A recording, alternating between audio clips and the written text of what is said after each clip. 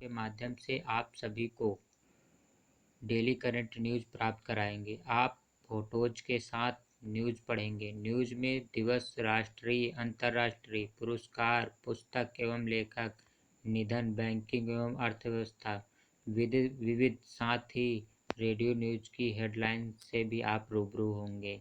इसलिए आप इस वीडियो के लास्ट तक बने रहें,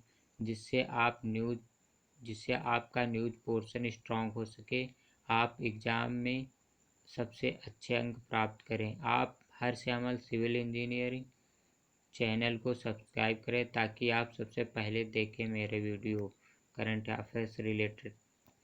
23 सितंबर 2020 में देखते हैं दिवस क्या था। दिवस जो कि एक छूटा हुआ पोर्शन है 19 सितंबर 2020 का है। अंतर्राष्ट्रीय रेड पांडा दिवस, ये है पांडा, ठीक है। तो इंटरनेशनल रेड पांडा डे हर साल सितंबर के तीसरे शनिवार को लाल पांडाओं के संरक्षण के मुद्दों के बारे में लोगों में जागरूकता बढ़ाने और समर्थन देने के लिए अंतर्राष्ट्रीय रेड पांडा दिवस यानी कि शॉर्ट में बोले तो IRPD मनाया जाता है। वर्ष 2020 में IRPD को 19 सितंबर 2020 को मनाया गया। इस दिन की शुरुआत 2010 में रेड पांडा नेटवर्क द्वारा की गई थी। 18 सितंबर 2010 को पहला अंतर्राष्ट्रीय रेड पांडा दिवस मनाया गया था। लाल पांडाओं के बारे में जानकारी लेते हैं तो देखते हैं क्या है। लाल पांडा की दो अलग अलग प्रजातियां हैं, जिसमें पहली है एलुरस फ्लूगेंस, जिसे आमतौर पर हिमालयन रेड पांडा, पहला कौन से है हिमालयन रेड पांडा के नाम से जाना जाता है, जबकि दूसरी एलुरस फ्लूगेंस स्टियनी है, जिसे आमतौर पर चाइनीज रेड पांडा के नाम से जाना जाता है। पहली है हिमालयन रेड पांडा, दूसरी है चाइनीज रेड पांडा के नाम से जाना जाता है। ये ज़्यादातर पूर्वी हिमालय क्षेत्र और दक्षिण पश्चिम चीन में पाई जाती हैं। आनुवंशिक रूप से लाल पांडा मांसाहारी प्रजाति से संबंधित है, लेकिन वे ज़्यादातर बांस की शाखा, मशरूम आदि सहित पक्षियों, अंडों और कीटों को भी खाते हैं। इन लाल पांडाओं की औसत उम्र 23 साल होती है और मादा पांडा 12 साल की उम्र के बाद प्रजनन करना बंद कर देती है। उपरोक्त समाचारों से आने वाली परीक्षाओं के लिए महत्वपूर्ण तथ्य क्या है। रेड पांडा नेटवर्क के संस्थापक कौन है? Brian Williams. मुख्यालय कहाँ है? यूजीन, ओरेगन में है। तो चलते हैं राज्य समाचार क्या है। PM मोदी ने बिहार में घर तक फाइबर, ये इम्पोर्टेंट है, घर तक फाइबर योजना का किया शुभारंभ। तो कहाँ पर किया? बिहार में। किसने किया? PM मोदी जी ने। कौन सी योजना के किया? घर तक फाइबर योजना। तो देखते हैं, ये है वीडियो कॉन्फ्रेंसिंग। ये हैं बिहार के CM नीतीश कुमार, ये हैं हमारे PM जी मोदी जी और अन्य सभी लोग हैं।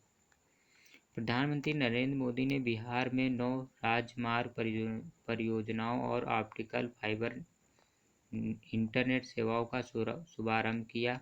ऑप्टिकल फाइबर सेवाएं घर तक फाइबर योजना के तहत प्रदान की जा रही हैं। इन सेवाओं को कॉमन सर्विस सेंटर के संयुक्त प्रयासों के साथ निष्पादित किया जाना है।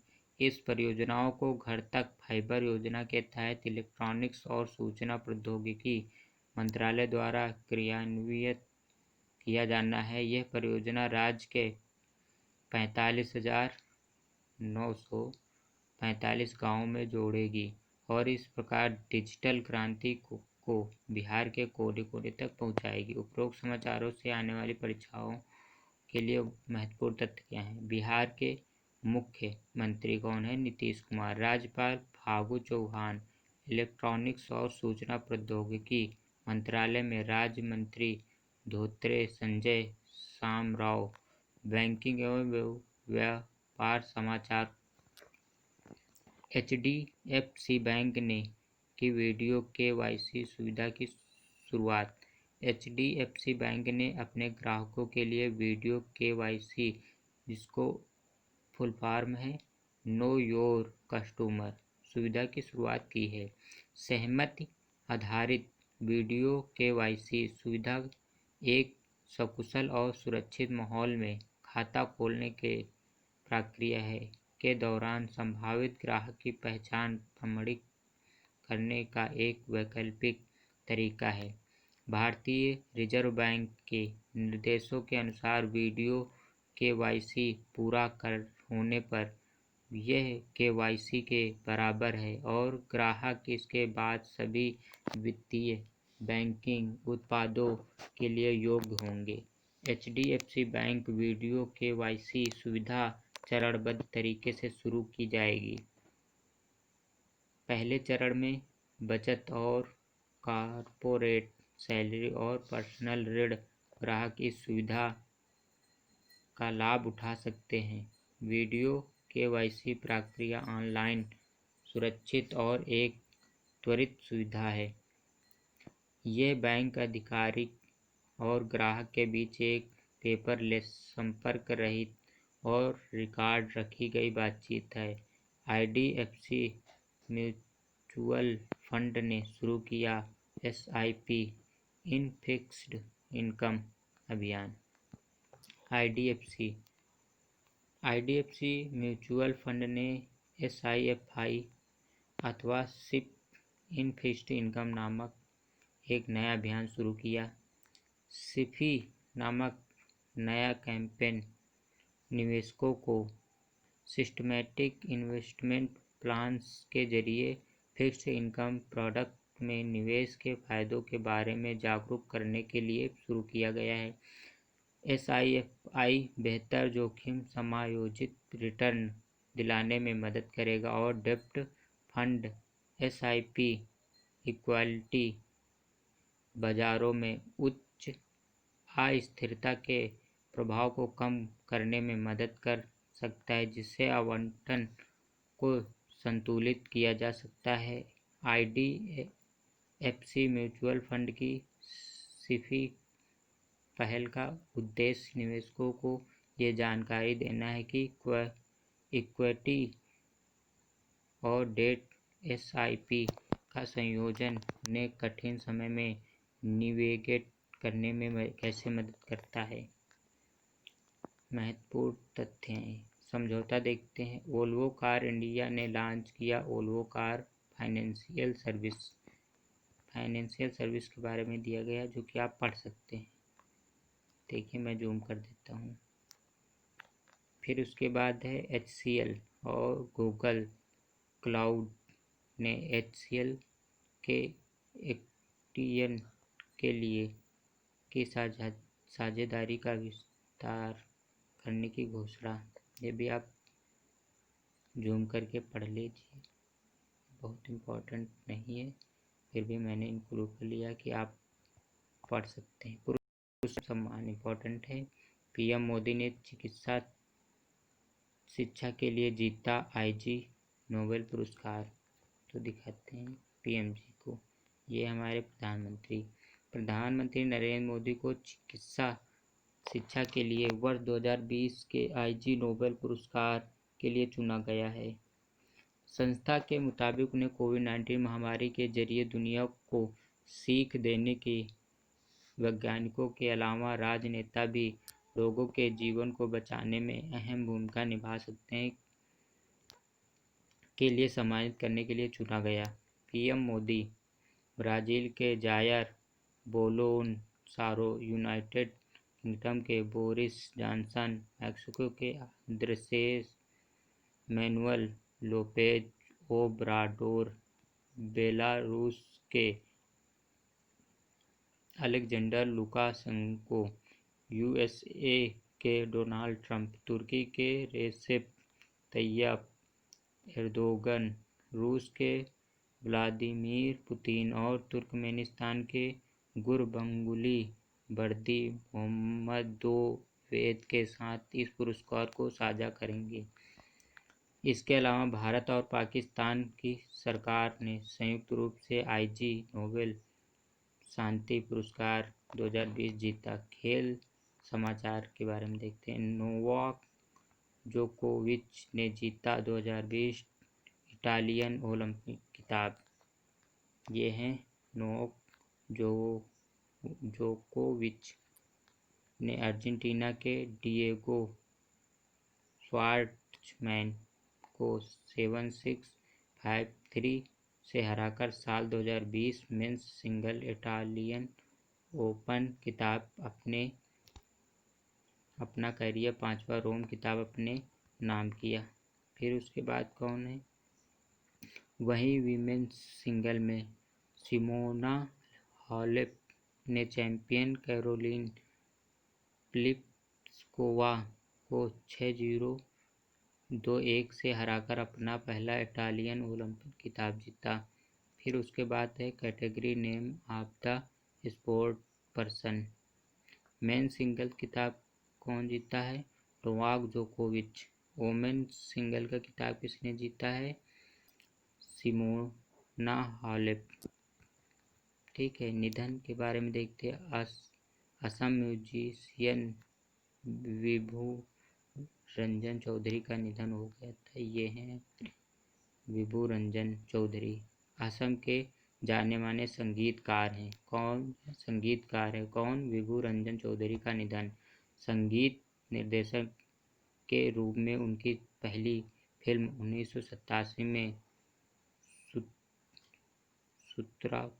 सूत्रपथ और 2017 में आखिरी फिल्म एइमाटिटी थी। उन्होंने कई दशकों तक अपनी करियर में कई टीवी धारावाहिकों, मंच नाटकों और रेडियो प्रस्तुतियों के लिए संगीत भी दिया था। चौधरी, जिन्होंने गुवाहाटी दूरदर्शन के पहले धारावाहिक जीबोनर बाटोट का संगीत तैयार किया, वे असम राज्य फिल्म वित्त और विकास निगम के अधीक्षक के रूप में सेवानिवृत्त हुए। पूर्व कनाडाई पीएम जॉर्ज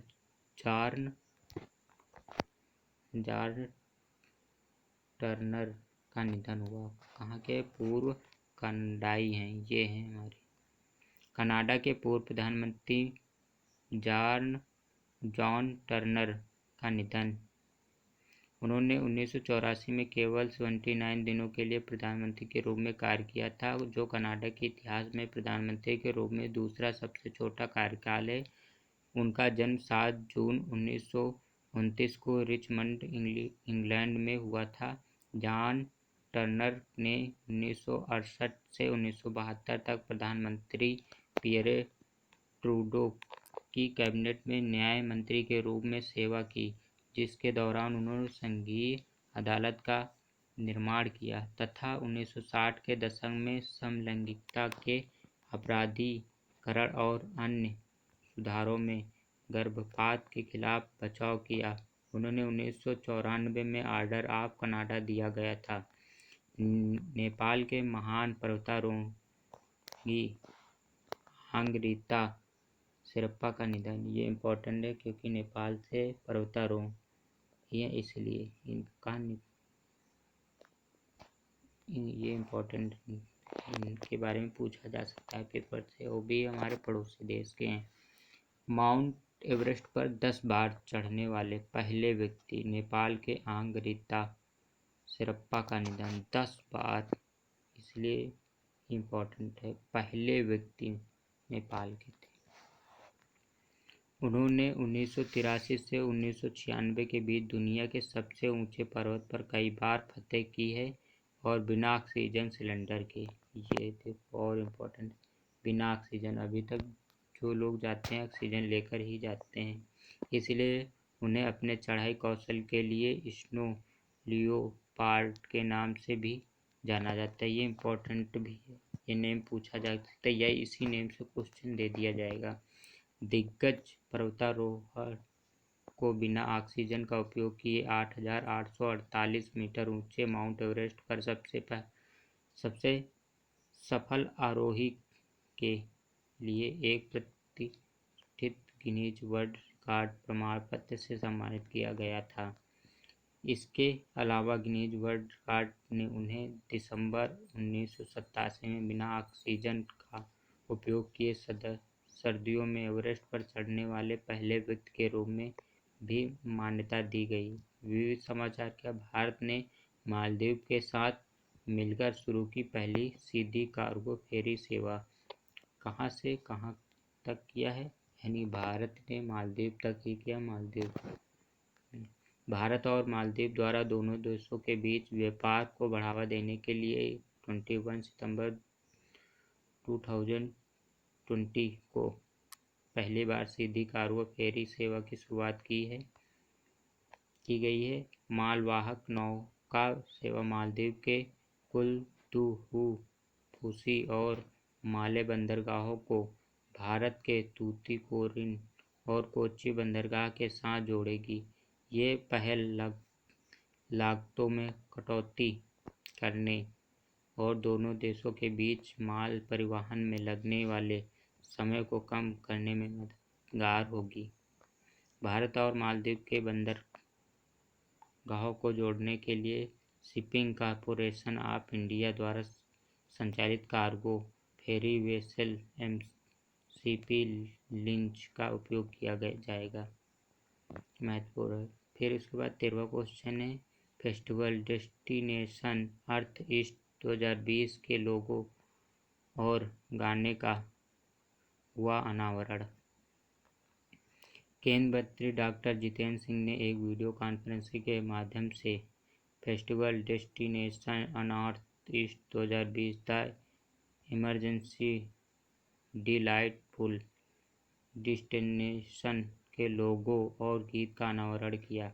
गृह मंत्री अमित शाह द्वारा इस 4 दिवसीय कार्यक्रम का उद्घाटन 27 सितंबर 2020 को औपचारिक रूप से किया जाना है। ये फेस्टिवल देश के अन्य हिस्सों के लोगों को नॉर्थ ईस्ट की समृद्धि, व्यवसाय क्षमता से परिचित कराने में मदद करता है। ठीक है, तो ये इम्पोर्टेंट है। ये पूर्वोत्तर में पर्यटन क्षमता को भी बढ़ावा देगा। ये फेस्टिवल पूर्वोत्तर के हस्तशिल्प, हथकरघा, जैविक उत्पादों और सांस्कृतिक मंडलों को बढ़ावा देगा। इस कार्यक्रम का मुख्य उद्देश्य पूरे देश में युवा उद्यमियों के लिए पूर्वोत्तर क्षेत्र की समृद्धि, व्यवसाय क्षमता उपलब्ध कराना है। इस फेस्टिवल को 2018 में चंडीगढ़ में और 2019 में इंडिया गेट नई दिल्ली में भी आयोजन किया जा चुका है। जम्मू कश्मीर में national generic document registration system का हुआ लॉन्च।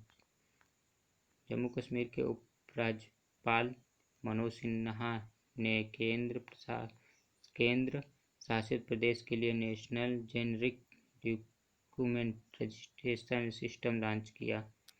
इस सिस्टम को राष्ट्रीय सूचना विज्ञान केंद्र NIC द्वारा विभिन्न प्रकारों और विविधताओं को संबोधित करने के लिए विकसित किया गया था, जो राज्यों में स्वरूपों, भाषाओं, प्रक्रियाओं और सूत्रों के आधार पर प्रबल होती है।